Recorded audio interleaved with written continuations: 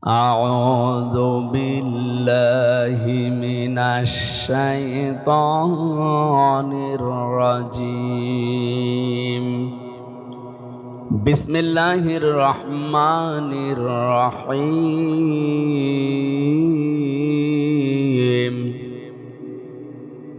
آمن الرسول بما أنزل إليه من ربه والمؤمنون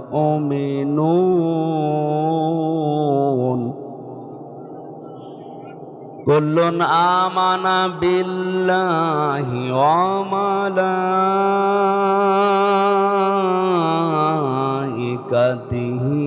وكتبه ورسله لا نفرق بين أحد من رسله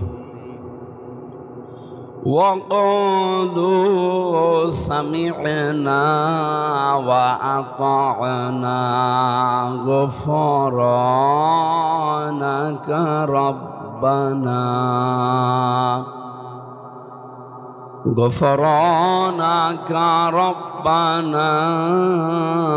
وإليك المصير صدقت يا ربنا.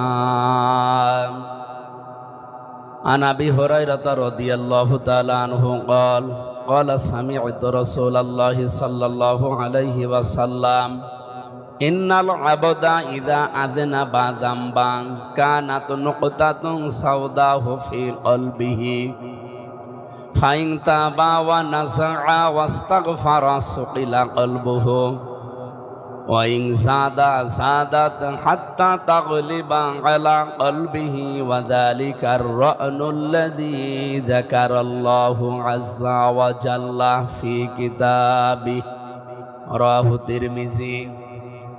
وقال تعالى في شان حبيبي وما زادهم إلا إيمانا وتسليما اللهم صل على مولانا محمد. জীবনে কখনো তুমি মিথ্যা বলনি, তাই তো তোমায় পেতে কাঁদে ধরনি। তোমারই মতো নেতা পেলেও গো ফুটতো সুখেরই গোলাপ চামেলি বকুল। আলহামদুলিল্লাহ। বাংলাদেশের ঐতিহ্যবাহী জেলা নোয়াখালী। এখানে তো সব খালি খালি নাকি? না, এবার ভরাট করা লাগবে ইনশাআল্লাহ। কোম্পানিগঞ্জ থানার অন্তর্গত দক্ষিণ মসাপুর বাগদারা বাজার ইদ্রিসিয়া আলিম মাদ্রাসার উদ্যোগে 2 দিন ব্যাপী তাফসীরুল কোরআন মাহফিলের স্বনামধন্য সভাপতি, হাজার হাজার আলেমের উস্তাদ, ইসলামিক চিন্তাবিদ, শিক্ষাবিদ, কামিল মাদ্রাসার সম্মানিত অধ্যক্ষ, আমার শ্রদ্ধাভাজন উস্তাদ জনাব মাওলানা ফয়জুল্লাহ আতালাল্লাহু উমরাহু ওয়া বারাকাল্লাহু ফি হায়াতি, বলেন আমিন। এ মাহফিলে এতক্ষণ পর্যন্ত যারা কথা বললেন, বিশেষ করে এখানে এসেছিলেন মাওলানা আব্দুল্লাহ আল আমিন বগুড়া থেকে, মুফতি রাফি বিন মনির সেই মৌলভী বাজার জেলা, তার ঢাকাতে থাকেন, মুহাদ্দিস রফিকুল্লাহ আফসারি, এটা কুমিল্লায় বাড়ি মনে হয়, মাওলানা আব্দুল মজিদ নাটোর। এরপরে বিশেষ আকর্ষণ ছিলেন চট্টগ্রাম বিশ্ববিদ্যালয়ের সম্মানিত ভিপি বড় ভাই জনাব ইব্রাহিম রনি। বড় হবে না ছোট হবে? ছোট হবে না, চেহারা মিহারা দেখে মনে হচ্ছে আমার বড় হবে। সঙ্গীত পরিবেশন করেছেন এখানে তাবির নাশিদ ব্র্যান্ড নোয়াখালীর। বিশেষ করে আমার আগে আপনাদেরকে সুরের জগতে বিপ্লবীভাবে মাতিয়ে রেখেছিলেন বাংলাদেশের সফল উদ্যোক্তা। যে সমস্ত মানুষের মাধ্যমে হাজার হাজার মানুষের কর্মসংস্থান তৈরি হয়, তার ভেতরে শিল্পী নিয়ামতুল্লাহ নিজামী একজন। আমাদের খুলনা বিভাগের যশোরের একজন আছে শিল্পী কবির বিন সামাদ। সে যদিও এত বড় বিশাল পরিসরে তৈরি করতে পারেনি, তারপরেও তার দ্বারা কিছু মানুষের কর্মসংস্থান তৈরি হয়। পৃথিবীতে একজন মানুষ আল্লাহর কাছে ভালো হয়, উত্তম হয় কখন? যখন তার দ্বারা মানুষের উপকার হয়। কুনতুম খায়রা উম্মাতিন উখরিজাত লিন-নাস, তোমরা শ্রেষ্ঠ। তোমাদের শ্রেষ্ঠত্বের কারণ কি? তোমাদেরকে মানুষের কল্যাণের জন্য আমি আল্লাহ বের করেছি। এই সমস্ত মানুষের দ্বারা যে হাজারো মানুষের কর্মসংস্থান তৈরি হয়, এরা আল্লাহর কাছে শ্রেষ্ঠ মানুষ, উত্তম মানুষ। তা'মুরুনা বিল মারুফ ওয়া তানহাউনা আনিল মুনকার ওয়া তু'মিনুনা বিল্লাহ, ভালো কাজে আদেশ করবা, অন্যায় কাজে বাধা দিবা, আর আল্লাহর প্রতি ভরসা করবা। এই আয়াতের পূর্ণাঙ্গ আমল এখনো পর্যন্ত প্রিয় নোয়াখালীবাসী, আমরা কথা বলছিলাম ভালো কাজে আদেশ করা, অন্যায় কাজে বাধা দেওয়া, এটা উত্তম হওয়ার কিছু কোয়ালিটি আল্লাহ আয়াতে দিয়েছে। আল্লাহর প্রতি ভরসা তো বিশ্বাস তো করাই লাগবে, মাস্ট বি।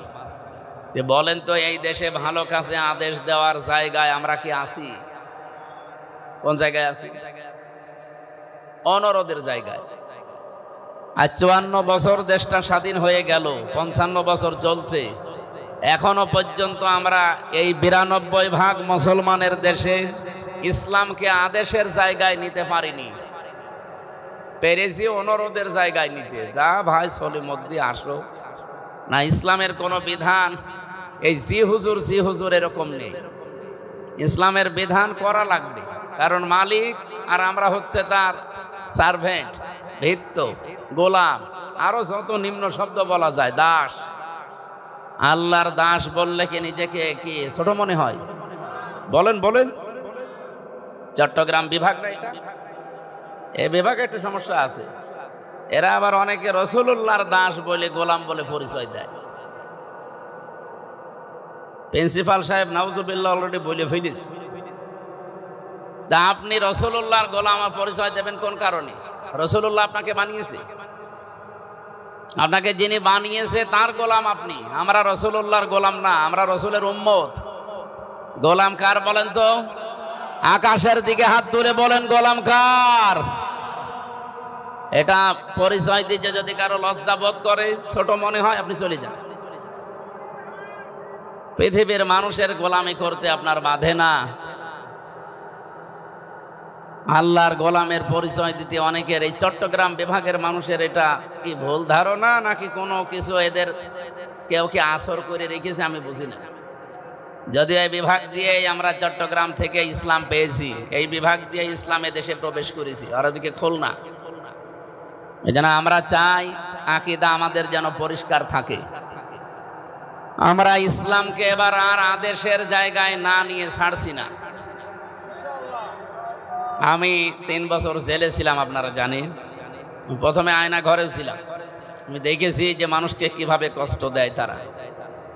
আমার সামনে মানুষের এই নখ তুলেছি, চামড়া তুলেছি। এই দৃশ্যগুলো দেখার পরে আমারে বলছিল, আপনি প্রস্তুতি নেন, আপনাকেও নিয়ে যাওয়া হবে। আমাকে নিয়েও গিয়েছি, চেয়ারেও বসিয়েছি, যে চেয়ারে 1 মিনিটে 120 বার ঘোরে ওই চেয়ারে, কিন্তু আমাকে ঘোরায়নি। আমার চামড়াও তোলেনি, ম্যাশিং আমি দেখেছি।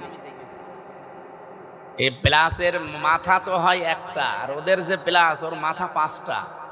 এভাবে হাতের সাথে লাগিয়ে দেবে, একটা টিপ দেবে, আস্তে করে এই নখগুলো সব উঠে চলে আসবে। নখ উঠে চলে আসলে আপনি ছেড়ে দেন না। ওর ভেতরে যে ভোমর আছে, ভোমরের এক মাথা আবার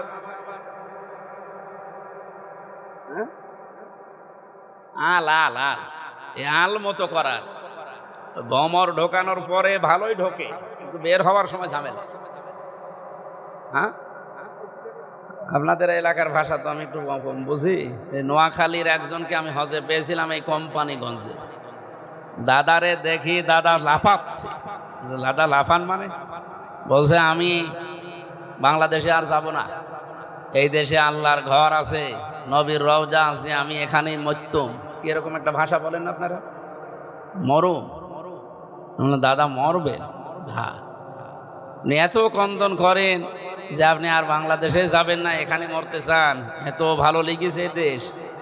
হোটেলে নিয়ে গেলাম, যেখানে থাকি হোস্টেলে, খাবার নাস্তা মাস্তা দিয়ে, মুরব্বী মানুষ। শেষে বললাম দাদা ঝড় উঠেছে বাইরে, দেখেন সব চারিদিকে অন্ধকার হয়ে যাচ্ছে, আপনি প্রস্তুতি নেন, কারণ আপনাকে এখন বাইরে পাঠিয়ে দেব, আপনি মরে যাবেন, আপনার দোয়া কবুল হয়ে যাবে। আমারে বলছে মাওলানা এ দোয়া তো আমি এবছরের জন্য করিনি, আগামী বছরের জন্য। এজন্য নোয়াখালী কোম্পানিগঞ্জের মানুষের নাম শুনলে আমার ওই দাদার কথা মনে হয়। আমি এখানে 18 সালে মনে হয় এসেছিলাম একবার, জেলে যাওয়ার আগে। ওই মুরব্বী, ওই যে মোসাফুরের যে মাদ্রাসা, ওখানে এসে দেখছি, বলছে হুজুর আসসালামু আলাইকুম। আরে দাদা আপনি এখনো মরেননি? না, আগামী বছর যদি যায় তখন। তার মানে ও আর যাবেও না, মরবেও না। তো এলাকার মানুষের ভাষা একটু আমি হালকা বুঝি তো।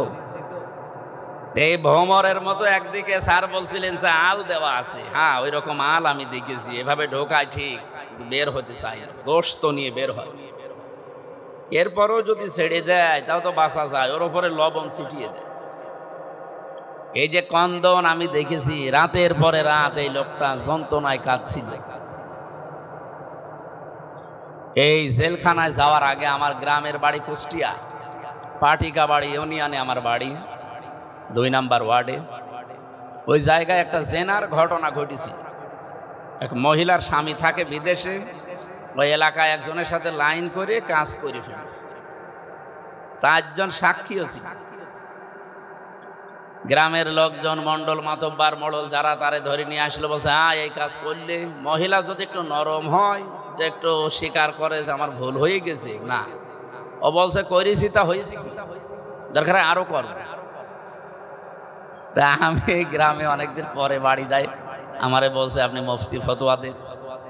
ফতোয়া তো আর আমার না, কোরআনের ফতোয়া হচ্ছে যদি বিবাহিত অবিবাহিতা যারা আছে তাদের কি শাস্তি, সেটা কোরআনে সূরা নূরের 2 থেকে 4 নম্বর আয়াত পর্যন্ত দেওয়া আছে না স্যার? এখন আমি খালি আয়াত পড়ে ফতোয়া দিলাম যে যেহেতু স্বীকার করছে, 4 জন সাক্ষী আছে, কিন্তু এই ফতোয়া কার্যকর করা যাবে না। কারণ এই মহিলারে যদি আপনি এই মাটি পর্যন্ত, বুক পর্যন্ত মাটির ভেতরে গেড়ি দিয়ে উপর থেকে পাথর মেরে ফেলে, পরে কি বলে জানো, সঙ্গে সার। ওই মহিলার সঙ্গে সার করার আগে পুলিশ আমারে ধরে সঙ্গে সার করবে। ও বলবে হুজুর ফতোয়া দিয়েছিলেন ঠিক আছে, আপনি কার্যকর করার কথা বললেন কেন? এই দেশে কি ইসলামের আইন চলে যে আপনি ফতোয়া কার্যকর করতে বললেন? আমি কিছু বলতে পারতাম? বলেন 6-7 দিন পরে আমার পুলিশ ধরে নিয়ে গেল একটা মামলা দিয়ে, 3 বছর জেল খেটে বের হল। বাড়িতে এসে দেখছি গ্রামের লোক 2 ভাগ। এক ভাগ ওই মহিলার সাথে থাকে, কারণ তার স্বামী আসে অনেক দিন পর, আর এক ভাগ আছে তারা নামাজ রোজা করে, আল্লাহ বিল্লাহ করে, ওরা ওই লাইনে নেই। আমি বাড়ি গেলাম, কথা বলবে তো, দেখা করবে না, কথাও বলে না, দেখাও করে না, সালাম দিলে জবাব দিতেছে। কি গো, গ্রামের দাদা সম্পর্কে চাচা, এলাকার এরকম করে কেন? বললাম কি হয়েছে, আমার অপরাধটা কি? জেল খেটেও কি আপনাদের ভালো লাগে না? না, খালি ফতোয়া দিতে পারো, কার্যকর করতে পারো না, তোমার ওয়াজও শুনবো না, কথাও শুনবো। পাগলকে যদি বলা হয় যে নৌকা নাড়াবে না, ও বলে আমার মনে ছিল না। আপনি তো আমার এই লাইনে আসতে বাধ্য করলেন, আমি তো এই লাইনের লোক ছিলাম না। বলেন, আমি তো রাজনৈতিকভাবে কোনো দলে অ্যাক্টিভ ছিলাম? আমি অবিখা, ওয়াজের বিনিময়ে খাদ্য, আমি ওয়াজ করে খেতাম। আর আপনারা এই লাইনে এখন রাগ ধরিয়ে নিয়ে আসলেন। এবার বাংলাদেশে শুধু ফতোয়া আমরা দেব না, ফতোয়া কার্যকর করে দেখাবো ইনশাআল্লাহ। আমার কথার অর্থ হয়তো বুঝে ফেলেছেন, বোঝেননি? সুতরাং এ দেশে এখন আর ফতোয়ার সামনে আমরা দেব না। 300 জন এমপি নির্বাচিত হবে দেশে, 151 জন যদি এই কোরআন বুকে নিয়ে এবার যেতে পারে, যা ফতোয়া দেওয়া হবে পরের দিন ওটা কার্যকর করা হবে ইনশাআল্লাহ। এই জন্য ইসলামকে আমরা অনুরোধের জায়গায় না আদেশের জায়গায় নিতে চাই, কিন্তু নিয়ামতুল্লাহ নিজামী সহ আমরা যারা আছি এখনো আদেশের জায়গায় ইসলামকে নিতে পারিনি, অনুরোধের জায়গায় আছে। 2 নম্বরে অন্যায় কাজে নিষেধ করা শুধু না, এখানে অর্থ কয়েকটা আছে। নাহা শব্দের শাব্দিক অর্থ বাধার প্রাচীর তৈরি করা। নোয়াখালী নদী আছে কিনা আমি জানি না, আছে তো মনে হয় অনেক দূরে। এখন এই নদীতে যে স্রোত চলে, আমি যদি প্রিন্সিপাল সাহেবকে নিয়ে যাই বিসমিল্লাহ বলে ফু দেই, স্রোত বন্ধ হয়ে যাবে?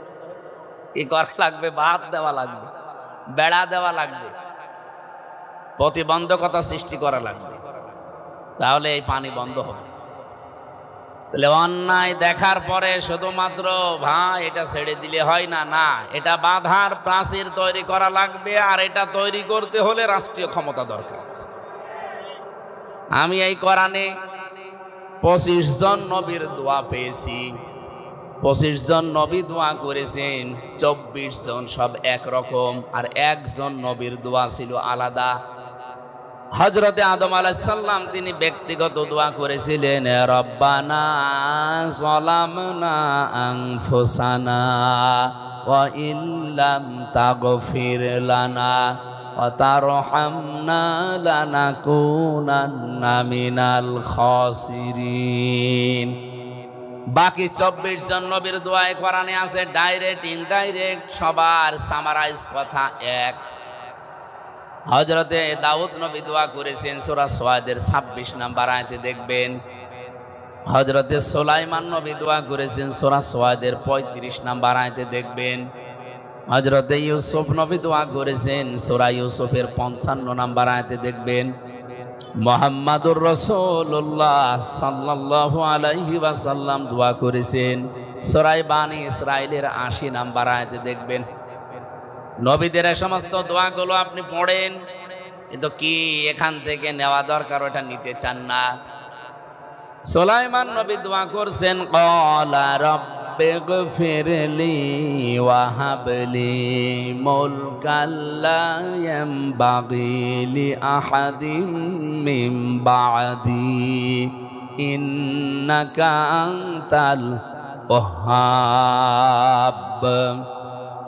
আমি আমার বিশ্ববিদ্যালয়ের লাইফ থেকে শুরু করে এই আয়াতে যতগুলো তাফসির মিলিয়েছি দেশে বিদেশে, সব মুফাসসির হযরতে সুলাইমান নবীর এই দোয়ার ব্যাপারে একই কথা লিখেছেন। নবী সুলাইমান দোয়া করছেন, আমার রব আমাকে মাফ করে দেন, আমাকে এমন একটা রাজ ক্ষমতা দান করেন যে আমার পরে আপনি আর পৃথিবীতে এরকম ক্ষমতা কাউকে দেবেন না। নিশ্চয় আপনিই মহাদাতা। নোয়াখালীবাসী বলেন তো, এই আয়াতের ভেতরে হযরতে সুলাইমান যে দোয়া করেছিলেন আল্লাহর কাছে হাজার হাজার হাজার হাজার বছর আগে, তার এই দোয়া কবুল হয়নি। জবাব দিলেন না। আল্লাহ তাকে মাফ করে এমন রাজ ক্ষমতা দিয়েছিলেন, কিয়ামত পর্যন্ত ওরকম ক্ষমতা আল্লাহর কাউকে দেবে না। জিন পর্যন্ত তার অনুগত ছিল। পাখির ভাষা তিনি বুঝতেন, পিপিলিকার ভাষা পর্যন্ত তিনি বুঝতেন, বাতাস পর্যন্ত তার কথা শুনত। এরকম ক্ষমতা কেউ পৃথিবীতে এখন পেয়েছে, পাওয়ার সম্ভাবনা আছে।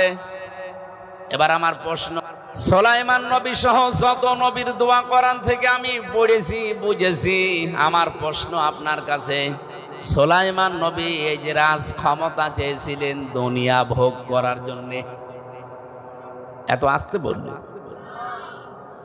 হযরতে সুলাইমান এই পৃথিবীতে রাষ্ট্র ক্ষমতা চেয়েছিলেন আল্লাহর কাছে বেশি বেশি বিয়ে করার জন্য। কেন? একটা বারও চিন্তা করেন না, খালি খতম করে চলে গেলে হবে?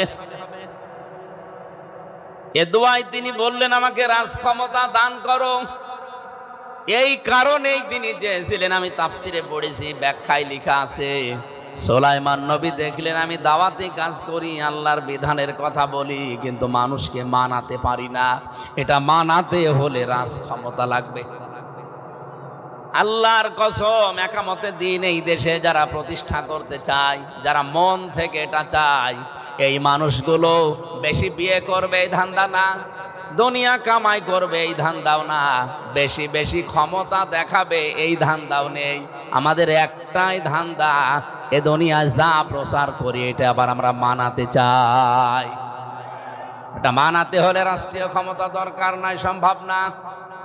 বাধার এই প্রাচীরগুলো তৈরি করা লাগবে আইন পাশ করার মাধ্যমে। এই জন্য ইসলাম ক্ষমতায় গেলে যে 4টা কাজ করবে, তার শেষের 2টা, আল্লাযীনা ইম্মাক্কান্নাহুম ফিল আরদি আকামুস সালাহ ওয়া আতাবুস যাকাতা ওয়া আমারু বিল মা'রুফি ওয়া নাহাউ আনিল মুনকার। ভালো কাজ আমরা আইন পাশ করে জারি করব, অন্যায় কাজ আইন পাশ করে বন্ধ করে দেব। এই জন্য আমাদের পুরাটা জীবনই ইবাদত। জোরে বলেন সুবহানাল্লাহ।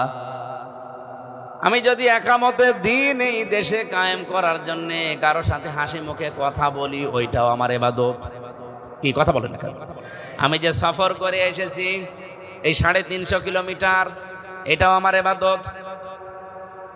350 কিলো না, 450 কিলো। এখান থেকে কুষ্টিয়া সেই সকাল 11টায় বের হয়ে এখানে রাত 9টায় পৌঁছালাম। এই পুরা সফরটা আমার ইবাদত মনে করেই করেছি, কারণ আমি এই দেশে দিন কায়েমের জন্য এটাকে মাধ্যম মনে করলাম। অনেকে বলে যে, প্রশ্ন করে যা আপনাদের কাজও চা ওদের কাজও তা না, জীবনও না।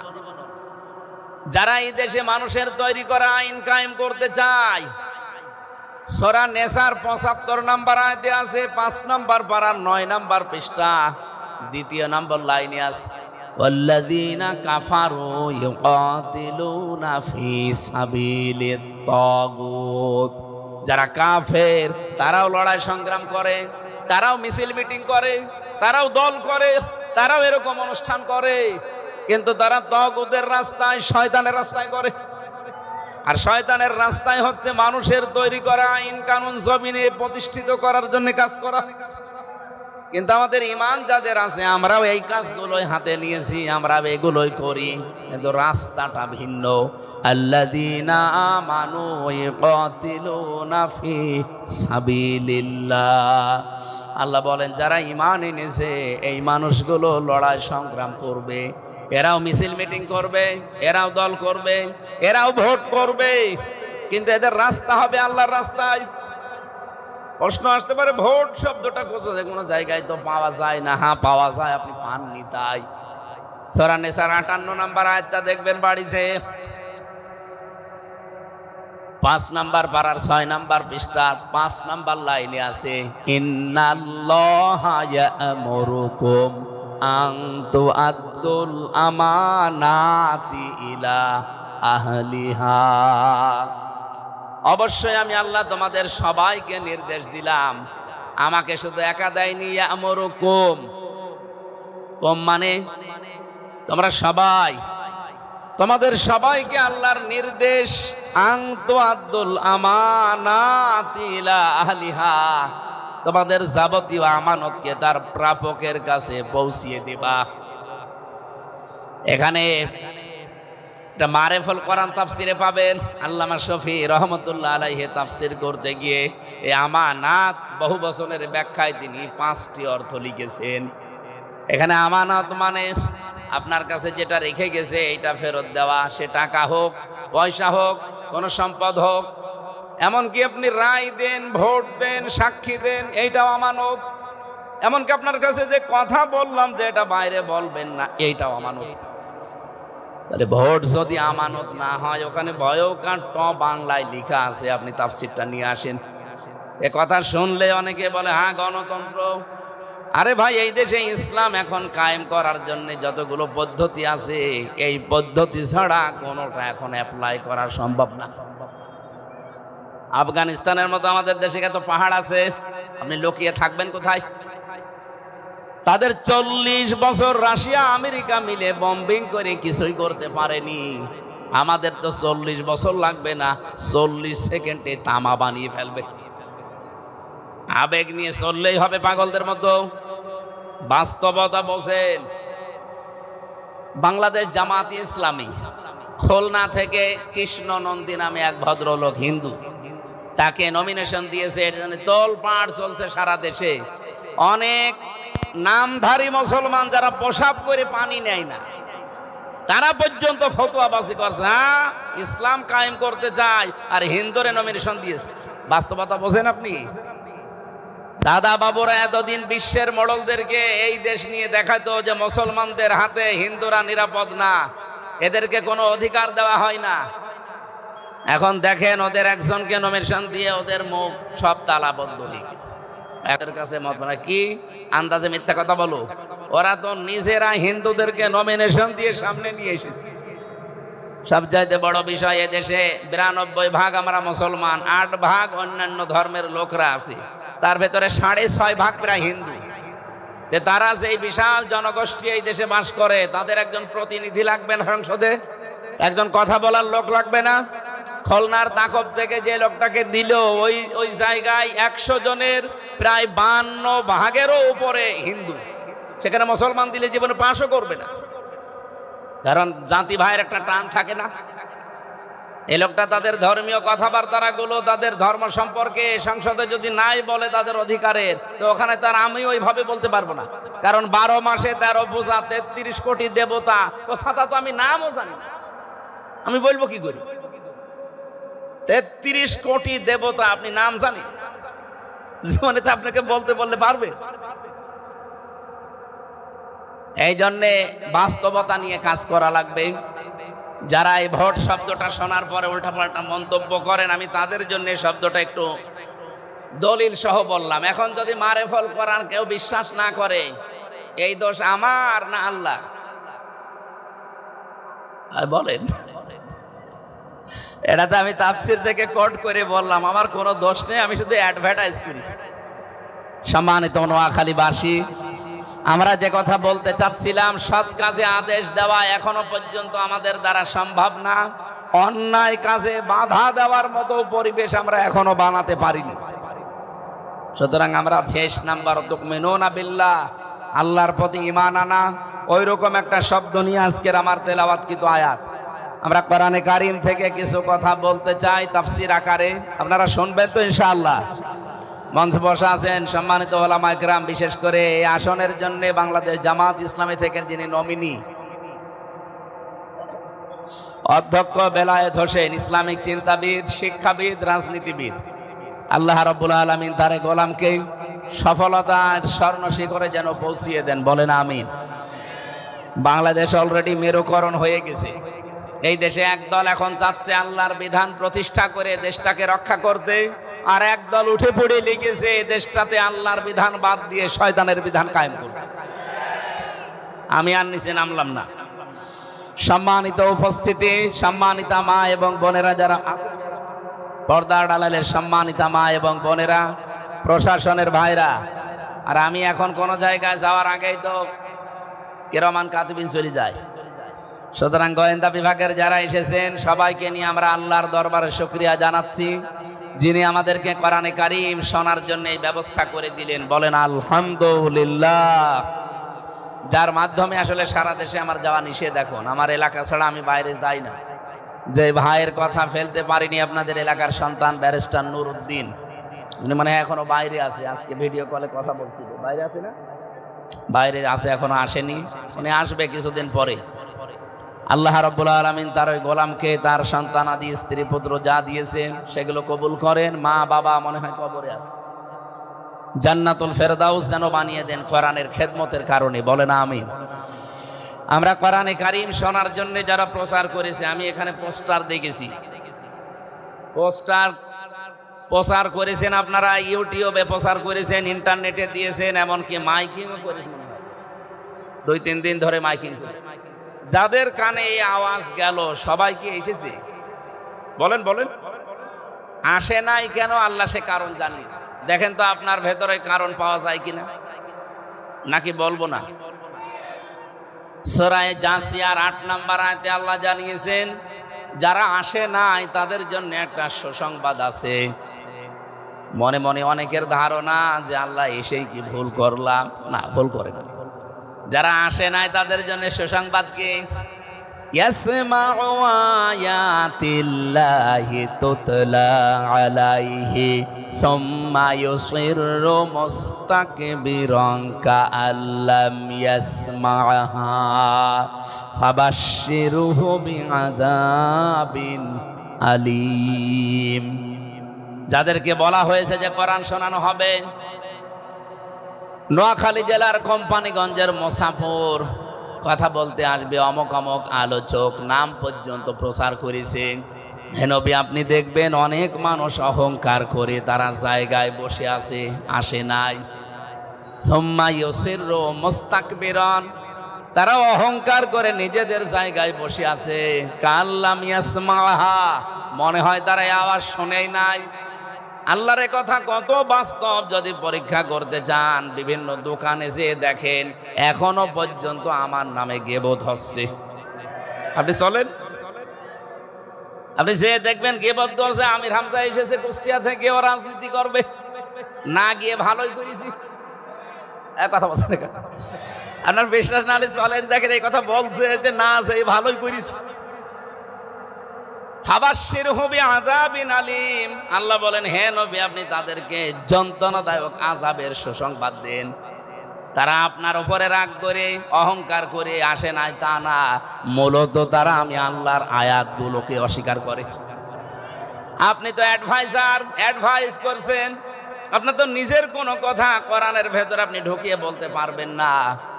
আপনার কাজ শুধু প্রচার করে দেওয়া। যে মানুষগুলো আসে নাই, ওরা কেন আসে নাই জানেন? ওয়ালাকিন্না যালিমিনা বিআয়াতিল্লাহি ইয়াজহাদুন, জালেম যারা তারা আল্লাহর আয়াতগুলোকেই মূলত অস্বীকার করে। আপনি যে আমার উপর একটা তহমত চাপিয়ে দিলেন যে উনি রাজনীতি করে, এই জন্য আমি যাইনি। আমি রাজনীতি কেন করি এইটা আপনাকে আগে জানা লাগবে। কথা বলেন না কেন? নামাজের কথায় কোরআনে আছে, এই জন্য আমি নামাজ পড়ি। আল্লাহর কসম, কোরআনে যদি নামাজের কথা না থাকতো আমি নিজে জীবনেও নামাজ পড়তাম না, আর নামাজের জন্য কোনোদিন বলতামও না। রোজার কথা কোরআনে আছে, এই জন্য আমি রোজা রাখি। সারা পৃথিবীর কেউ যদি রোজা না রাখে, আল্লাহর কসম কোরআন হাতে নিয়ে বলছে আমি একাও হলেও রোজা রাখতাম। কথা বলেন না কেন? তাম পৃথিবীর কেউ যদি রাজনীতি না করে, কোরআনে যেহেতু রাজনীতি করা লাগবে কথা আছে, এই জন্য আমি একা হলেও এই দেশে রাজনীতি করতাম। এতদিন হয়তো বুঝি নাই ওইভাবে, এই জন্য আনঅ্যাক্টিভ ছিলাম। এখন বুঝেছি আলালাহুল খালকু ওয়াল আমরু, এ জমিন যার, বিধান চালানো লাগবে তার। এই জন্য চেষ্টা করে যাচ্ছি যতদিন বিধান কায়েম না হয় কোনো বসার সিস্টেম আমাদের নেই। নামাজের কথা ৮২ জায়গায় ডাইরেক্ট পেয়েছি কায়েম করা, আর পড়ার কথা পেয়েছি মাত্র এক জায়গায় ফাসল্লিলি। রোজার কথা মাত্র এক জায়গায় পেয়েছি, হজের কথা এক জায়গায় পেয়েছি। এই পৃথিবী চলবে আল্লাহর বিধান দিয়ে, কথা কোরআনে ডাইরেক্ট ইনডাইরেক্ট পেয়েছি ৯১৮ জায়গায়। এই জন্য কেউ যদি নোয়াখালীতে কোরআন দিয়ে রাজনীতি না করেন, রাজনৈতিক কোরআনের কথা কেউ যদি না শুনতে চান, আমি একা হলেও বকবক করব। কথা বলেন না কেন? আমার ভাইরা যারা আসেন না, সুতরাং তারা কি তহমত দিলেন? এই যে রাগ করে নিজেদের জায়গায় যারা অহংকার নিয়ে বসে আছেন, মনে হয় যে আপনি শুনতেই পাননি, অথচ আপনি শুনেছেন। ৩ দিন ধরে বলেছে এরা মাইকিং করছে, পোস্টারিং করেছে, ১৫-২০ কিলোমিটার ছড়িয়ে দিয়েছে পোস্টার। এমনকি এই পোস্টার আমি কুষ্টিয়া থেকে পেয়েছি ইন্টারনেটে। এত দূর পর্যন্ত পৌঁছিয়েছে। এখানে আসলে এরকম ময়দান 5টা লাগতো, আসলেন না আপনি কোন অহংকারে, কোন সোতানা তার সামনে, কোন ইস্যু তৈরি করে আসলেন না? কি জবাব দেবেন বলেন তো আল্লাহর সামনে? হ্যাঁ, আমি এসেছি বলার জন্য যা জানি ইনশাল্লাহ ওই আয়াতের ওপরে বেসিস করে বলবো। তা আপনি আসলেন না, যা করে আপনি কিন্তু ভালো করেননি। সুতরাং এখনো যাদের কানে আওয়াজ যাচ্ছে, ওই যে আসতেছে, আসেন আসেন, এরা মনে হয় এই ওয়াজ শুনে চলে আসতেছে। আলহামদুলিল্লাহ। নবীজি কোরআন শুধু আপনাদের সামনে না, মানুষের সামনে না, আল্লাহ পাক বলেন আমি জিনদের একটা দলকে আকৃষ্ট করে দিয়েছিলাম নবীর কণ্ঠে কোরআন শুনতে। ওয়াইদ সরফনা ইলাইকা নাফারুম মিনাল জিন্নি ইয়াস্তামিউনাল কুরআন ফালাম্মা হাদারুহু ক্বালু আনসিতু فلما قضي ولوا إلى قومهم منذرين বলেন আল্লাহু আকবার। স্মরণ করেন ওই সময়ের কথা, এটা সূরা আহকাফের 29 নম্বর আয়াতে আছে। যখন আমি আল্লাহ নিজে, এখানে সরফ না ফাইল, আল্লাহ নিজে কর্তা, আমি আল্লাহ নিজে অনুগত করে দিয়েছি, আকৃষ্ট করে দিয়েছি। আমি আল্লাহ নিজে আকৃষ্ট করে দিলাম জিনদের একটা দলকে আপনার কাছে বা আপনার দিকে। ইস্তামিউনাল কোরআন, তারা কোরআন শুনছিল। ফালাম্মা হাদারুহু, যখন উপস্থিত হয়েছে আপনার সামনে, ক্বালু আনসিতু, তারা একে অন্যকে বলা বলে আরম্ভ করেছে চুপ করো। কারণ কোরআন আরম্ভ হলে চুপ থাকা এবং শোনা দুইটাই ফরজ। কথা বলেন না কেন? সুতরাং আপনারা চুপ আছেন? চুপ আছেন আপনারা? জিনরা বলছে ক্বালু আনসিতু, চুপ করেন সবাই, কোরআন তেলাওয়াত আরম্ভ হয়েছে, চুপ। ফালাম্মা কুদিয়া ওয়াল্লাউ ইলা কওমিহিম মুনজিরিন, অতঃপর যখন শেষ হয়ে গেল তেলাওয়াত, ওরা তখন ফিরে গেল নিজের জাতির লোকদের কাছে সতর্ককারী রূপে। নবীজি বলেন এই কোরআন আমি যখন জিনদের সামনে পড়ছিলাম, তেলাওয়াত শেষ হওয়ার পরে জিনেরা বলে উঠেছে ফাকালু ইন্না সামি'না কুরআনান আজাবা, আমরা আশ্চর্য কোরআন শুনেছি। এ কথা বলছে কারা আপনি জানেন? যাদের বয়স ১৫০০ বছর, ২০০০ বছর, ৫০০০ বছর, এইরকম জিনরা এই কথাগুলো শোনার পরে যারা তাওরাত শুনেছে, জাবুর শুনেছে, ইনজিল শুনেছে, হযরতে দাউদ নবীর কণ্ঠে ইনজিল শুনলে পাখি পর্যন্ত ওড়া বন্ধ করে দিত, নদীর মাছ পর্যন্ত চলে আসতো ডাঙ্গায়। সেই জিনেরা ইনজিল শরীফ, তাওরাত, এমনকি জাবুর শুনেছে যারা, তারা কোরআন নবীর মুখে শুনে আশ্চর্য বোধ করেছে। আমার বলার বিষয় এইটা না, শুধু জিনেরা আশ্চর্য হয়ে গেছে তা না, তারা বলছে ইয়াহদি ইলার রশদি ফামান্না বি ওয়ালান নুশরিকা বিরাব্বিনা আহাদা। আমরা কোরআন শোনার পরে কোরআন আমাদেরকে পথ দেখিয়ে দিয়েছে হেদায়েতের, আমরা ঈমান এনে ফেলেছি, ঈমান আনবো না, ঈমান এনেছি। ফাআমান্না বি, আমরা অলরেডি ঈমান এনে ফেলেছি। এমন ঈমান আনলাম যে ঝড় আসলে আমাদের ঈমান লিভে যাবে, নষ্ট হয়ে যাবে, তা না। ওয়ালান নুশরিকা বিরাব্বিনা আহাদা। নুশরিকা মোজারে, বর্তমান ভবিষ্যৎ, প্রেজেন্ট ফিউচার, এর আগে লান দিয়েছে। জিনেরা বলছে জীবনে কোনো দিন এই আল্লাহর সাথে আর শরীক করছি না, করব না। বলেন আল্লাহু আকবার। নোয়াখালীবাসী শিক্ষিত মানুষ আপনারা বলেন তো, জিনেরা কোরআন শুনেছিল কয়দিন? মাত্র কয়েক মিনিট। কয়েক মিনিট কোরআনে কারিম শোনার পরে তাদের হেদায়েতের পথ কোরআন দেখিয়ে দিয়েছে। তারা ঈমান এনেছে এবং সিদ্ধান্ত নিয়েছে জীবনে কোনোদিন আল্লাহর সাথে শিরিক করব না। আর আমরা সে জন্মের পর থেকে কোরআন শুনছি, আমাদের আজ পর্যন্ত হেদায়েতের পথ কোরআন আমাদের দেখিয়ে দিল না। তার মানে কোরআন থেকে হেদায়েত আমরা নিতে পারিনি।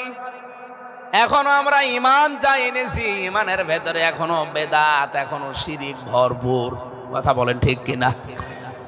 অথচ যে রজব মাসের আজকে ২৪ তারিখ, আর মাত্র ৩ দিন পরে এই ধলির ধরা থেকে বিশ্বনবীকে আল্লাহ নিয়ে গিয়েছিলেন তার কাছে।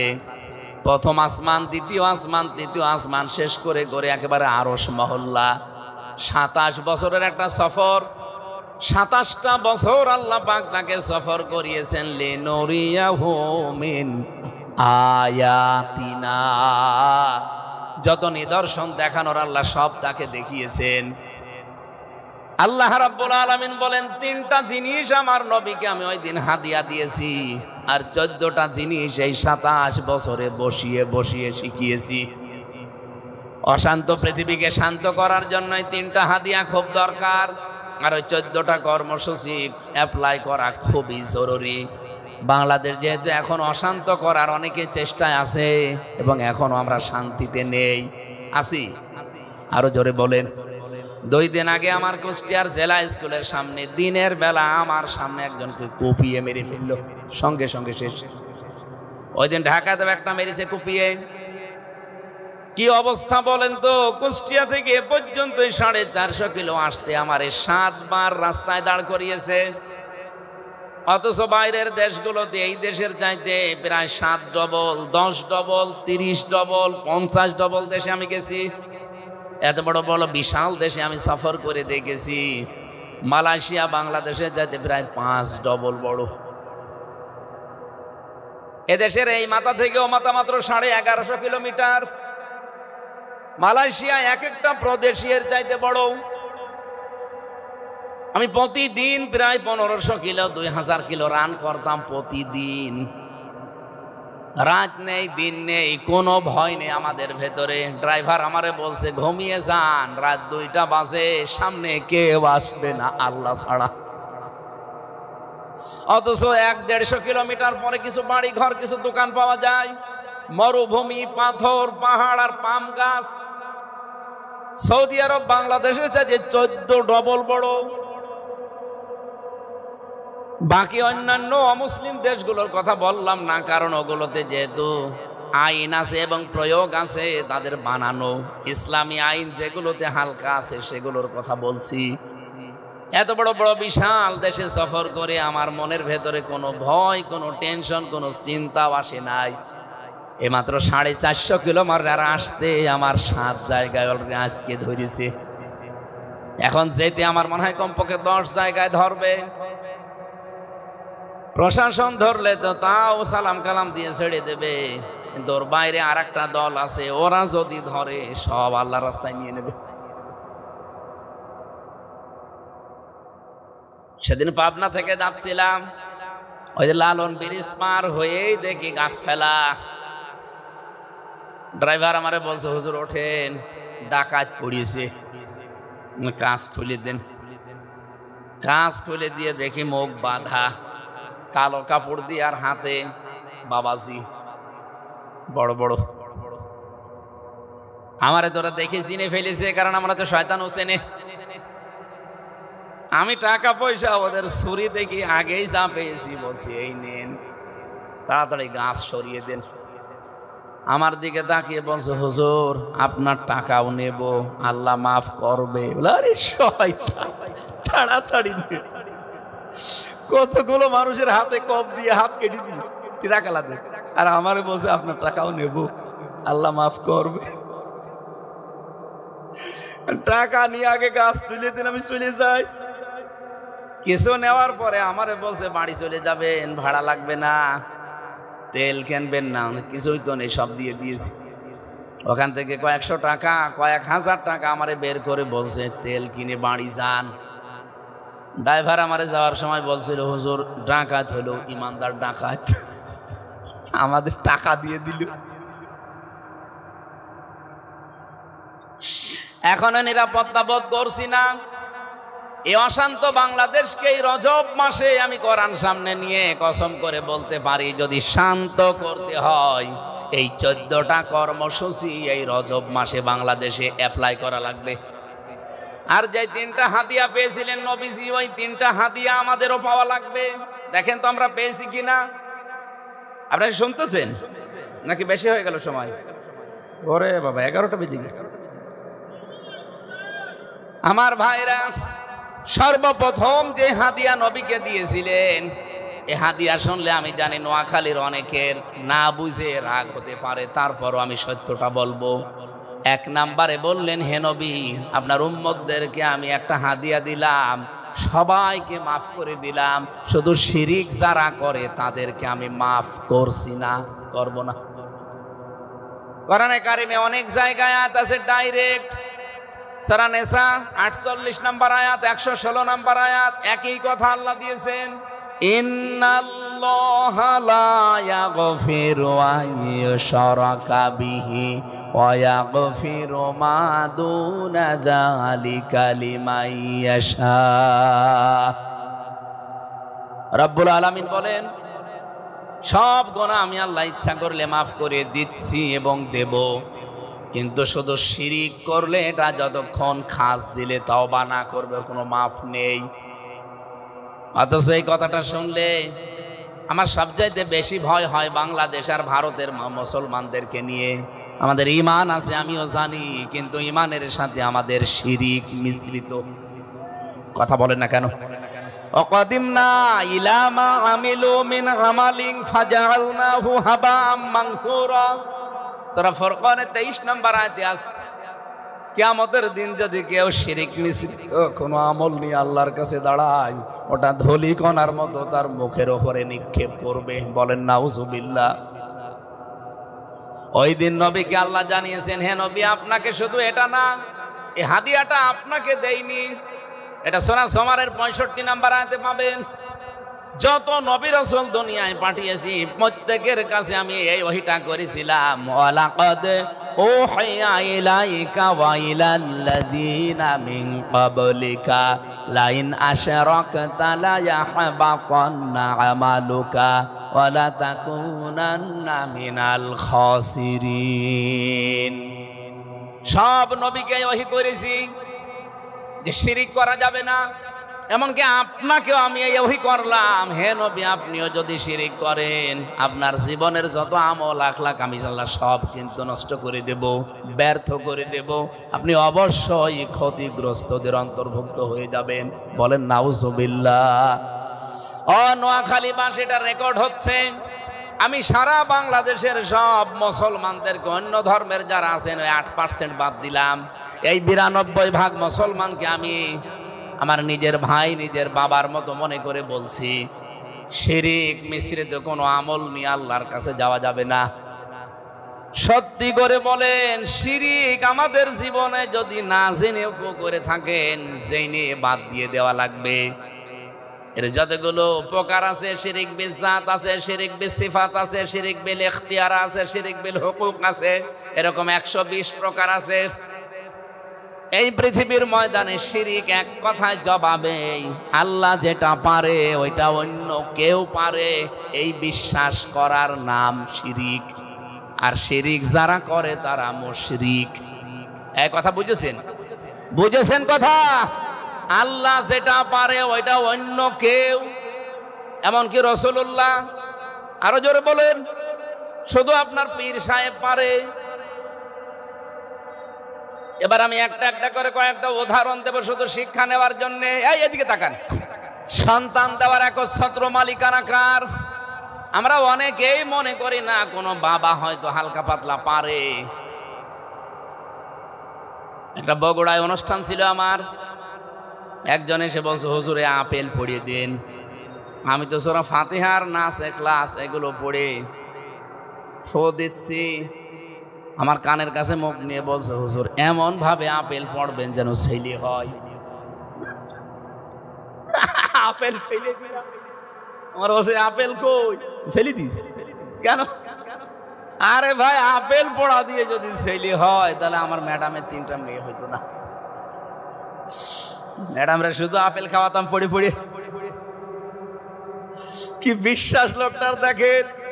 আমি যখন সূরা ফাতিহা শেষ করে সূরা ফালাক আর নাস পড়ছি, আমার কানে কানে মুখ নিয়ে আস্তে আস্তে বলছে যে আমার মেয়ে আছে তো ছেলে নেই, যেন এমন ভাবে পড়বেন যেন ছেলে হয়। তাহলে মনে ওর বিশ্বাস আমার এই আপেল পড়ার উপরে, আল্লাহর উপরে না। আল্লাহ যেটা পারে ওটা হামজা পারে, হামজার বাবা হালকা পাতলা পারে। হ্যাঁ বলুন, এটা যেমন সহজে বুঝলেন যে না সন্তান দেওয়ার মালিক হামজাও না, হামজার বাবাও না, হামজার পীরও না। এটা শুধুমাত্র পারে কে? এমনকি ছেলেকে মেয়ে বানাতে পারে কে? এই সিদ্ধান্ত যেহেতু পেটের ভেতরে আল্লাহ দেয়, ওয়াল্লাযী ইউসাউবিরুকুম ফিল আরহামি কাইফা ইয়াশা। তিনি সে আল্লাহ যিনি মায়ের রেহেমের ভেতরে তোমাদের আকার তৈরি করেন। এটা ছেলে হবে না মেয়ে হবে এই সিদ্ধান্ত শুধুমাত্র দেয় পীর সাহেব। আরো জোরে বলেন। ও ভাইরা, আমি বারবার এই কথা রিপিট করছি এই কারণে, এটা যেমন সহজে বুঝে ফেলেছেন যে পৃথিবীতে ছেলে মেয়ে কেউ দিতে পারে। আরো জোরে বলেন। এবার আসল কথায় এসেছি।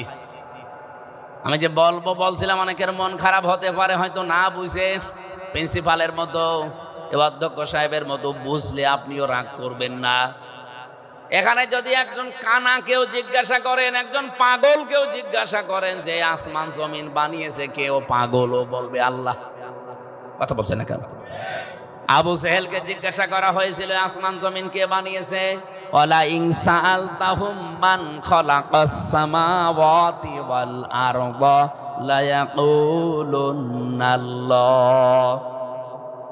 হে নবী, ওদেরকে জিজ্ঞাসা করেন আসমান জমিন কে বানিয়েছে, ওরা গ্যারান্টি দিয়ে বলবে লামে তাকিদ নুনে সাকিলা, অবশ্যই আল্লাহ বানিয়েছে। তাহলে কাফেররাও স্বীকার করবে আসমান জমিন বানিয়েছে কে? আরো জোরে। আল্লাহ এতটুকু শেষ করে দেননি যে একটা কিছুক্ষণ আগে আপনাদের শুনিয়েছি, আলা লাহুল খালকু ওয়াল আমরু, এই জমিন বানিয়েছে যিনি, বিধান চলবে তার। সুতরাং আল্লাহর এই বানানো জমিনে আল্লাহর বিধান বাদ দিয়ে অন্যের বিধান যারা এই জমিনে কায়েম করতে চাচ্ছেন, আপনি আল্লাহর আইনের সাথে শিরিক করছেন, আপনি মুশরিক, আপনার কোনো মাপ নেই। আপনার জানা যায় কোটি কোটি কোটি কোটি মানুষ হতে পারে, তাম পৃথিবীর মানুষ এসে আপনার জানাজায় হাজির হতে পারে, কিন্তু আপনি মুশরিক। এ জমিন যার, তার আইন বাদ দিয়ে অন্যের আইন যারা এখানে কায়েম করতে চান, আপনি আল্লাহর আইনের সাথে শিরিক করছেন। শিরিক করলে মানুষ যেহেতু মুশরিক হয়ে যায়। আর হাদিয়া যে 3টা দিয়েছেন, তার প্রথম হাদিয়া নবী আপনি উম্মতদেরকে বলবেন আমি কিন্তু মুশরিকদেরকে মাফ করব।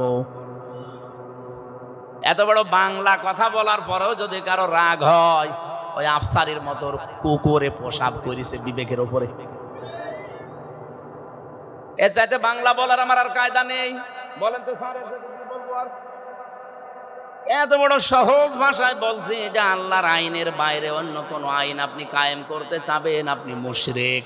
কারণ আপনি আল্লাহর আইনের সাথে শিরিক করছেন। তা পারে, ওটা অন্য কেউ পারে না।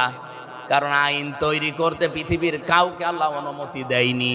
ইয়াকুলুনা হাল্লানা মিনাল আমরি মিন শাইইন কুল ইন্নাল আমরা কুল্লাহু লিল্লাহ। সূরা আলে ইমরান 4 নম্বর পারা 9 নম্বর পৃষ্ঠা 3 নম্বর লাইনের, এটা 54 নম্বর আয়াতের মাঝের অংশে আছে। যান এবার দেখে বাড়িতে মিলান, আপনি কি আসলে মুসলমান আছেন না মুশরিক হয়ে মরছেন? আপনি এবার ভেবে চিন্তে দেখেন। এরকম উদাহরণ আমি 120টা দিতে পারতাম, 2টা বললাম। আল্লাহ যেটা পারে ওইটা অন্য কেউ পারে, এই বিশ্বাস করলে সে শিরিক করে, আর শিরিক করলে মানুষ মুশরিক হয়ে যায়। খুব ভালোবাসি নোয়াখালীর মানুষদেরকে, ফিরে আসেন। আপনি হয়তো না বুঝে এই কাজগুলো করছেন, এরপরও যদি ফিরে আসতে না চান, আমি তো আর দারোগা পুলিশ না যে পিটিয়ে হেদায়েত করব। 2 নম্বরে নবীজিকে আল্লাহ দিয়েছিলেন হাদিয়া 50 ওয়াক্ত নামাজ। কত? বিশ্ব নবী 50 ওয়াক্ত নামাজ পেয়ে খুব খুশি। উনি আসছিলেন বারবার। মুসা নবীর সাথে ষষ্ঠ আসমানে দেখা হয় আর ফিরিয়ে দেয়, 9 বার ফেরত দিয়েছে। 5 নং 45 ওয়াক্ত নামাজ শেষ, আর 5 ওয়াক্ত আছে। ডাক দিয়ে বললেন, হে নবী, আপনার চাইতে আমার অভিজ্ঞতা বেশি আছে, কারণ আমি দুনিয়ার জীবন পার করে এসেছি। আপনি আবার ফেরত যান, দেখেন আরো 2-1 ওয়াক্ত কমানো যায় কিনা। বিশ্ব নবী বলেন, না, আল্লাহ দিতে চায় আর আপনি বারবার আমারে পাঠান, আমার লজ্জা করছে। রব্বুল আলামিন নবীকে জানিয়েছেন, মা ইউবাদদালুল কওলু লাদাইয়া ওয়া মা আনা বিযাল্লামিল লিল আবিদ। সূরা কফের 29 নম্বর আয়াতে আছে, 26 নম্বর পারা 18 নম্বর পৃষ্ঠা 9 নম্বর লাইনে আছে, হে নবী, আমি যেটা সিদ্ধান্ত নিয়ে ফেলেছিলাম, আমার সিদ্ধান্ত কোনো পরিবর্তন হয় না। আমি শুধু আপনার কনসিডারের কারণে কমিয়েছি। আমি তো 50 ওয়াক্তই দিয়েছিলাম, হ্যাঁ, আপনাকে আমি খুশির সংবাদ দিলাম, এই 5 ওয়াক্ত নামাজও যদি আপনার উম্মতেরা সময় মতো এবং হক আদায় করে পড়তে পারে, 50 ওয়াক্ত নামাজের সওয়াব আমি দিয়ে দেব। এই সুবহানাল্লাহ আন্দাজে পড়েন না, এখানে কথা আছে। 2টা শর্ত দিলেন আল্লাহ। 1 নম্বরে যদি সময় মতো, 2 নম্বরে হক আদায় করে। এজন্য নামাজের ভেতরে সময় মেনটেন করা লাগবে। যখন তখন নামাজ পড়লে আপনার নামাজ হবে না। ইন্নাস সালাতা কানাত আলাল মুমিনিনা কিতাবাম মাওকুতা, অবশ্যই নামাজ আমি নির্ধারিত সময় মুমিনদের উপরে লিখে দিয়েছি। 2 নম্বরের শর্ত কি? হক আদায় করে নামাজ পড়বে আপনার উম্মত যদি, তাহলে 50 ওয়াক্ত নামাজের সওয়াব হবে। হক আদায় করার অর্থ 3টা। 1 নম্বরে নামাজে যেটা পড়বেন ওটা যেন শুদ্ধ হয়। এখানে হাজারো মুসলমান, আমরা নোয়াখালীর কথা বাদ দিলাম, এটা আমাদের কুষ্টিয়া, মেহেরপুর, চুয়াডাঙ্গায় আমি জানি বহু মানুষ নামাজ পড়ে, নামাজের তেলাওয়াত কিন্তু আয়াতগুলো শুদ্ধ না। কুমিল্লা, নোয়াখালী এগুলোর ব্যাপার আলাদা, এগুলো কোরআনের চর্চা একটু বেশি হয়। আলহামদুলিল্লাহ, আল্লাহ আপনাদের কবুল করেন। 2 নম্বরে শুদ্ধ করে পড়লেই হবে না, এটাকে আপনি যতটুকু পড়েন অতটুকু বোঝা লাগবে, তাহলে হক আদায় হবে আপনার। এখানে 100 জনের আমার মনে হয় এই জায়গায় ফেল হয়ে যাবে প্রায় 95 জন। যা পড়ে নামাজে ওই পরিমাণে মানুষ বোঝে। আরো জোরে বলেন না। আল্লাযীনা হুম আন সালাতিহিম সাহুন, যে মানুষগুলো নামাজ পড়ার পরও ধ্বংস হয়ে যাবে তারা যারা সাহুন, যারা নামাজ সম্পর্কে উদাসীন। এই সাহুনের ব্যাখ্যায় ফি জিলালিল কোরআন লিখেছেন এই 3টা বিষয়। 1 নম্বরে নামাজ পড়বেন যা, ওইটা যেন শুদ্ধ হয়। 2 নম্বরে নামাজের ভেতরে যা পড়বেন ওটা যেন আপনি বাস্তবে বুঝে দুনিয়ায় আমল করতে পারেন। 3 নম্বরে নামাজ আপনি যেখানে পড়বেন, যার পেছনে পড়বেন, ওই লোকটা যেন আপনার চাইতে অন্তত কিছু না কিছু ভালো হয়। এই হাদিস তো আজকে আমি আসার সময় পড়ছিলাম, তিরমিজি শরীফের হাদিস। এখানে আমরা স্টেজে মনে করেন 20 জন মানুষ আছে, এখন নামাজের সময় হয়ে গেছে। নামাজ আপনি কাকে সামনে দেবেন ইমামতি করার জন্যে? এখানে সব চাইতে যিনি বয়স্ক আছে এবং নামাজের ব্যাপারে যার মাসলা মাসাইল বেশি জানা আছে, এমনকি যার ভেতরে আল্লাহর তাকওয়া ভয় বেশি, সুন্নাতের পাবন্দি বেশি, সর্বোপরি যার বউ সুন্দরী। আপনি হাসতেছেন কোন কারণে? আমি কি বানালাম স্যার? বউ সুন্দরী হওয়া লাগবে, যার সবচাইতে বেশি বউ সুন্দর তারে আপনি দেবেন 4 নাম্বার শর্ত এটা। প্রশ্ন আসতে পারে আমাদের সবার, এখানে বয়স সমান সমান ঠিক আছে, তাহলে কি করা যাবে? নামাজের ব্যাপারে এলেম আছে কার বেশি? সবারই সমান। 3 নাম্বারে এখানে আল্লাহর ভয় মানে সুন্নাতের পাবন্দি এখানে সবচাইতে বেশি করে কে? সবাই সমান। 4 নাম্বারে আপনি দেখবেন এখানে 20 জনের বউ সুন্দরী কার? নবীজি আন্দাজে কথা বলেননি, অবশ্যই এখানে কোনো হিকমত আছে। আমি ব্যাখ্যায় পড়ছিলাম যে বউ সুন্দরী কথা কেন বললেন, কারণ যে লোকটার বউ সুন্দরী হয় তার মন এদিকে ওদিকে ঝোঁকার সম্ভাবনা কম থাকে। আমাদের একটু সমস্যা আছে, আমাদের বউ সুন্দরী হোক আর যাই হোক ঝোঁকা লাগবে। নবীজি বলেন আমার কাছে 3টা জিনিস প্রিয়, খুব ভালো লাগে। একটা সুগন্ধি, আর একটা নামাজ, আর একটা ইমরাতি, আমার স্ত্রী। আমাদের কাছেও নামাজ ভালো লাগে, অনেকের সুগন্ধিও ভালো লাগে, ইমরাতি আমাদের স্ত্রীও ভালো লাগে, কিন্তু নিজেরটা বাদ দিয়ে অন্যেরটা। কথা বলেন না কেন?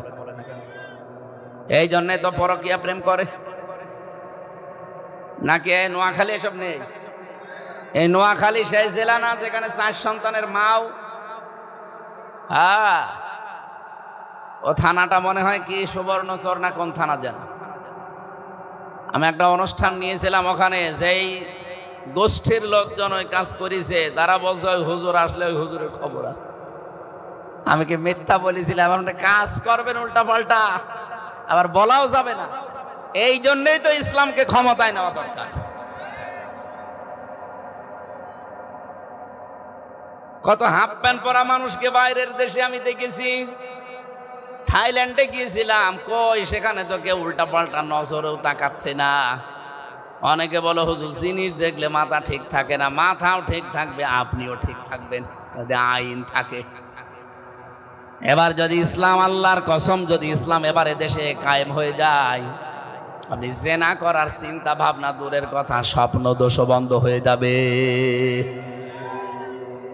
নোয়াখালী হয়তো বন্ধ হবে না, কারণ এরা সাগরের মাছ খায় তো।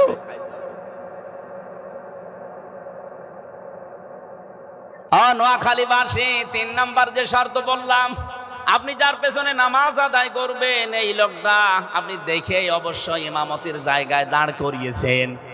এই নোয়াখালী মুসাফর মসজিদের যাকে ইমাম নেওয়া হয়, তার মাথা থেকে পা পর্যন্ত দেখা হয়। কথা বলেন না কেন? এমনকি তার বউ পর্দায় থাকে কিনা তাও দেখা হয়। এত কিছু দেখে লোকটাকে আপনি ইমামতির জায়গায় দাঁড় করান, অথচ বাস্তবতা কি? ওই লোকটার হাতে কোনোদিন এই এলাকার মানুষেরা মসজিদের দান বাক্সর চাবিও দেয় না। আমাদের এলাকার কথা বলছি, দেয় না? এলাকায় দেয়? দেয় না। মসজিদের দান বাক্সর চাবি থাকে ক্যাশিয়ারের কাছে। কয় টাকায় ওঠে? নাই 20,000 টাকায় উঠলো মাসে।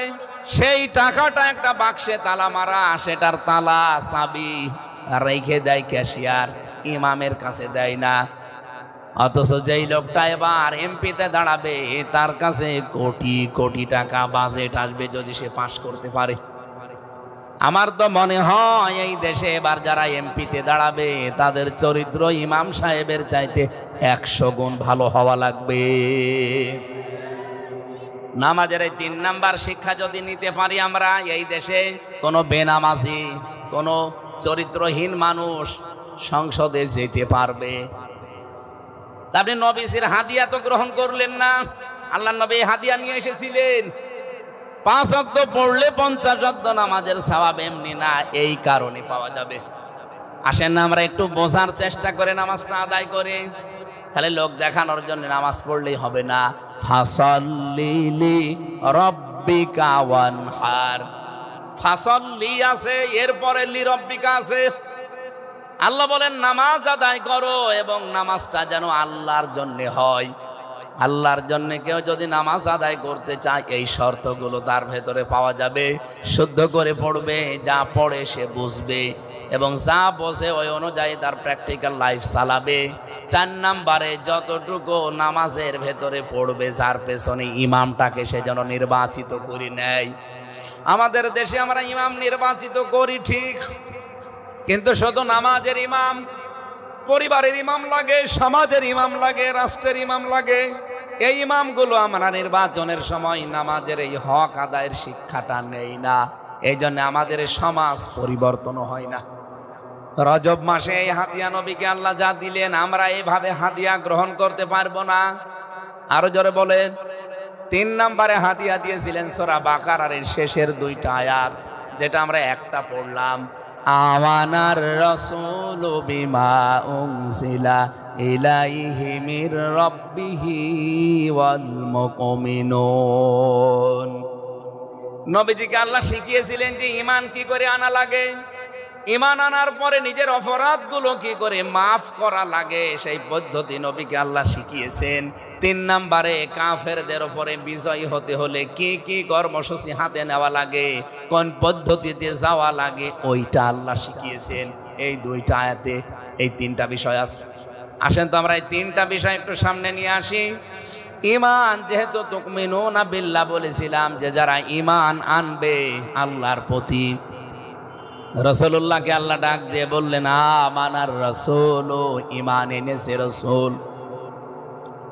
আমানার রাসূল বিমা উনজিলা ইলাইহি মির রাব্বিহি, যা তার রব তাকে দিয়েছে বা তার উপরে নাজিল করা হয়েছে। অল মুমিনুন, এবং পৃথিবীতে যারা মুমিন বলে দাবি করে তারাও ঈমান এইটার উপরে আনবে। আমরা যদি ইমানদার হতে চাই, আমাদের রবের পক্ষ থেকে যেটা আমাদের উপরে নাজিল হয়েছে তার নাম কি বলেন তো? আরো জোরে বলেন। এটার উপরে ঈমান আনা লাগবে। প্রশ্ন আসতে পারে, ঈমান তোমার আছে না? এই আয়াতের জবাব দিয়েছেন আমার আল্লাহ সূরা নিসা 61 নম্বর আয়াতে। ওয়াইদা কিলা লাহুম তাআলাউ ইলা মা আনজালাল্লাহু ওয়া ইলার রাসূলি রাআইতাল মুনাফিকিনা ইয়াসুদ্দুনা আনকা সুদুদা। নবী আপনি যখন ওদেরকে বলবেন যে আসো আল্লাহর বিধানের দিকে, আল্লাহ যা নাজিল করেছে রাসূলের আদর্শের দিকে, আপনি দেখবেন বহু মানুষ আছে আস্তে করে আপনার কাছ থেকে পেছন ফিরে কেটে পড়ছে। ওই যে কেটে পড়ছে, দেখলেন আয়াতটা কত বাস্তব, যে কেটে চলে, এই যে আরেকটা চলে যাচ্ছে। এগুলো টাটকা নির্ভেজাল মুনাফিক। যান এবার যান, যান এবার যান, আপনার পোশাক লাগুক আর কি লাগুক, যান এবার। আল্লাহর বিধান এই জমিনে কায়েম করে আসো রাসূলের আদর্শ দিয়ে, তখন দেখবেন আস্তে করে মানুষ কিছু চলে যায়। হ্যাঁ, তারা বলে কোরআন আল্লাহ নাজিল করেছে, এটা আমরা বিশ্বাস করি। আলাম তারা ইলাল্লাযীনা ইয়াজউমুনা আন্নাহুম আমানু বিমা উনজিলা ইলাইকা ওয়া মা উনজিলা মিন ক্বাবলিকা ইউরিদুনা আইয়াতাহাকামু ইলাত তাগুত ওয়াকাদ উমিরু আইয়াকফুরু বিহি। সূরা নিসার 60 নম্বর আয়াতে আল্লাহ মনে হচ্ছে এভাবে দেখিয়ে দিচ্ছে আঙ্গুল দিয়ে। আলাম তারা শব্দের শাব্দিক অর্থ হয় চোখ দিয়ে দেখা, আর নাজারা মানে গবেষণা করে দেখা। আল্লাহ বলেন, হে নবী আপনি কে চোখ দিয়ে দেখতে পান ওই মানুষগুলোকে যারা বলে যে আল্লাহ নাজিল করেছে। হে নবী আপনার উপরে আপনার পূর্বে সব আমরা বিশ্বাস করি, আমরা বিশ্বাস করি, এ কথা বলার মতো মানুষ দেশে নেই। এই কথা বলেন না কেন? আপনি নিজের সাথে মিলান তো আয়াতটা। ইউরিদুনা আইয়াতাহাকামু ইলাত তাগুত, কিন্তু যখন তারা বিচার ফায়সালা চায়, এ জমিন কিভাবে চলবে, বিচার আচার কিভাবে চলবে, তখন হে নবী আপনি দেখবেন ওরা দৌড়িয়ে তাগুতের দিকে ছুটতেছে। তার মানে মানুষের তৈরি করা নিয়ম নীতির দিকে দৌড়িয়ে যাচ্ছে। আয়াতটা পড়লেই আমার মনে হয় বাংলাদেশের মানুষকে দেখে দেখে আল্লাহ এই মাত্র আর একবার নাজিল করলো ওয়াকাদ উমিরু আইয়াকফুরু বিহি। অথচ ওদের নিষেধ করা হয়েছে যে তাগুতের অনুসরণ করা যাবে না। ওয়ায়ুরিদু শাইতানু, শয়তান চায় আইয়ুদিল্লাহুম দালালাম বাঈদা, তাদেরকে বিভ্রান্তির একেবারে নিম্ন গহ্বর পর্যন্ত পৌঁছিয়ে দিতে। নোয়াখালীবাসী কোরআনের আয়াতগুলো পড়লে যেহেতু মানুষের হেদায়েত পাওয়ার সম্ভাবনা বেশি, এজন্য কোরআনের আয়াত দিয়ে আপনাদেরকে এই কথাগুলো শোনালাম। মুসলমান আমরা দাবি করছি, আমিও জানি, ঈমান আমাদেরও আছে, আল্লাহ যা নাজিল করেছে এটা আমিও মানি, আপনিও বিশ্বাস করেন। কিন্তু যখন বলা হয় যে নাজিলকৃত বিধান দিয়ে আসেন আমাদের পরিবার, সমাজ, রাষ্ট্র, আদালত এগুলো চালায়, তখন নবী আপনি দেখতে পাবেন কিছু মানুষ আপনার আল্লাহর বিধান বাদ দিয়ে মানুষের তৈরি করা বিধানের দিকে দৌড়াচ্ছে। এতে যে নামেই দৌড়াক, ওটা কাফের, ওটা মুনাফিক। ওটা কি? এদেশে এবার মুনাফিক আছে কিনা আপনি বলেন? কিভাবে ঈমান আনবেন আল্লাহ সে পদ্ধতি নবীকে, নবীর মাধ্যমে ওই দিন শিখিয়েছেন আমাদেরকে। কুল্লুন আমানা বিল্লাহি ওয়া মালাইকাতিহি ওয়া কুতুবিহি ওয়া রুসুলি। তারা সবাই ঈমান এনেছে আল্লাহর প্রতি, ফেরেশতাদের প্রতি, কিতাবের প্রতি, রসুলদের প্রতি। আল্লাহ রসুলি না দিয়ে রুসুলি দিলেন কেন? এই রুসুলি শব্দের শাব্দিক অর্থের ভেতরে তাফসিরে পড়তে পেয়েছি, এটা তাফসিরে ফি জিলালিল কোরআনে আছে, সাজ্জাদ কুতুব দিয়েছেন। হযরতে মুসা আলাইহিস সালাম, ঈসা আলাইহিস সালামের মতো নবী এত বড় পাওয়ারফুল, তথ্যটা পাবেন সূরা আলে ইমরান 3 নাম্বার পারা 19 নাম্বার পৃষ্ঠার 9 নাম্বার লাইনের 81 নাম্বার আয়াতে আছে। আমি দলিলগুলো লম্বা করছি না, শুধু আয়াত বলে দিলাম। ওয়াইদা খাযাল্লাহু মিসাকান নাবিয়্যিনা লামা আতাইতুকুম মিন ক্বাবলু ইলা আখির আয়াত। আয়াতের মাঝে একটা শব্দ আছে, সেই শব্দের ব্যাখ্যা করার জন্য আমি পড়লাম ক্বালু আকরারনা, তারা সবাই বলেছে আমরা স্বীকার করলাম। শেষ নবী যে একজন আসবে তার পরিচয় তিনি আল্লাহ কোরআনে কারিমের ভেতরে, ইনজিলের ভেতরে, তাওরাতের ভেতরে, জাব্বুরের ভেতরে দিয়েছিলেন। ওনারা সবাই স্বীকার করেছে, নবীকে আল্লাহ এটা শোনাচ্ছেন। ওয়াইদ আখাযাল্লাহ, স্মরণ করেন ওই সময়ের কথা, আল্লাহ যখন অঙ্গীকার নিয়েছিলেন এই নবীদের থেকে আপনার সম্পর্কে হে নবী, ওরা সবাই স্বীকার করেছে যে হ্যাঁ আপনি শেষ নবী, আপনি শ্রেষ্ঠ নবী। এমনকি মুসা নবী, ঈসা নবীও দুনিয়ায় যদি এখন আসে, আর কেউ যদি আল্লাহর নবী মুহাম্মদুর রাসূলুল্লাহর আদর্শ বাদ দিয়ে মুসা নবীর আদর্শ, ঈসা নবীর আদর্শ গ্রহণ করে চলে, এই আয়াতের ব্যাখ্যায় পড়েছি নবীজি বলেন ওই লোকটা জাহান্নামী। এই এত আসতে বলেন কোন কারণে? কি বুঝলেন এখান থেকে? কিছু বুঝে হ্যাঁ বললেন। আল্লাহর নবী বলছেন এখন যদি মুসা নবী দুনিয়ায় আসে, ঈসা নবীও আসে, যদিও ঈসা নবী আসবে কিন্তু উম্মত হয়ে। এত বড় পাওয়ারফুল যারা আল্লাহর সাথে কথা বলতো সরাসরি, হযরতে মুসা কালিমুল্লাহ বলা হয়, ঈসা রূহুল্লাহ বলা হয়, তারা আসলে যদি তাদের আদর্শ কেউ মেনে নিয়ে আল্লাহর নবীকে বাদ দিয়ে দেয়, সে লোকটা যদি জাহান্নামে যায়। আজ বাংলাদেশে আল্লাহর নবী মুহাম্মদুর রাসূলুল্লাহর আদর্শ বাদ দিয়ে কেউ যদি বাবার আদর্শ, কেউ যদি স্বামীর আদর্শ গ্রহণ করে, নিশ্চিত সে জাহান্নামী।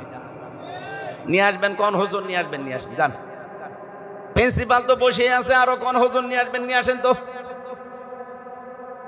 এত বড় বাংলা সাক্কা কথা বলার পরে কেউ যদি রাগ করে, এ রাগটা কোরআনের উপরে করেন, আমার উপরে না।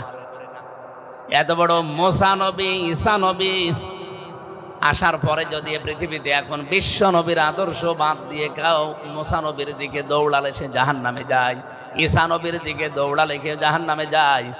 আপনি বলেন এই পৃথিবীর ময়দানে এখন নবী মুহাম্মদুর রাসূলুল্লাহ বাদ দিয়ে কোন আদর্শ আছে? আশা করছি আপনি বুঝেছেন কি বলতে চাই এবং কি শুনেছেন। এরপরেও যদি আপনার বিবেকটা কাজে না লাগে, আমার আর কিছু করার নেই। আমার শুধু দায়িত্ব ছিল পৌঁছিয়ে দেওয়া।